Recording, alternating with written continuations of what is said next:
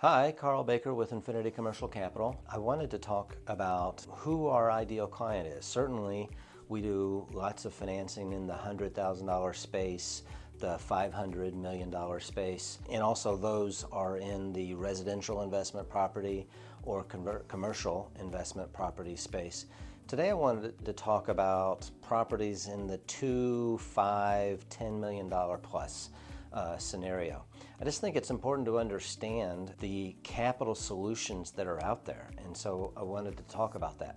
Let's say you're an owner of a hotel, or you have some storage units, or you have an office complex, or you have a multifamily property with, say, 50, 100, 200 units. I just wanted to talk about what the solutions are for those. Certainly there are agency loans for multifamily.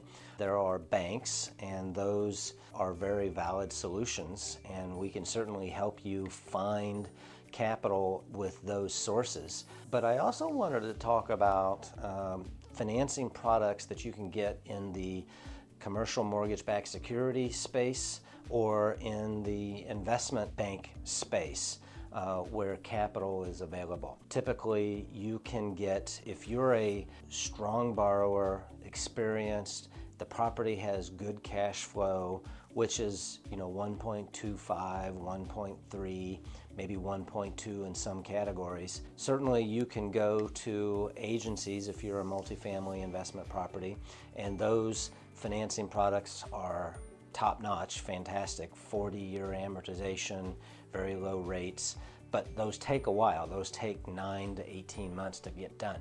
So we do recommend if a ownership group, a sponsor, wants to have a solution that doesn't take that long, there are products out there, whether it's in the CMBS space or in other capital space in the capital markets.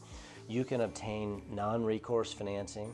You can obtain financing that is very competitive with the known bank structures. I would say something like SOFR, the Secured Overnight Financing Rate, which has recently replaced the LIBOR index as the baseline for determining a rate plus a spread. That spread could be 1.5 to maybe 3 points depending on the scenario. So you could look at a SOFR plus 1.5 to 3%.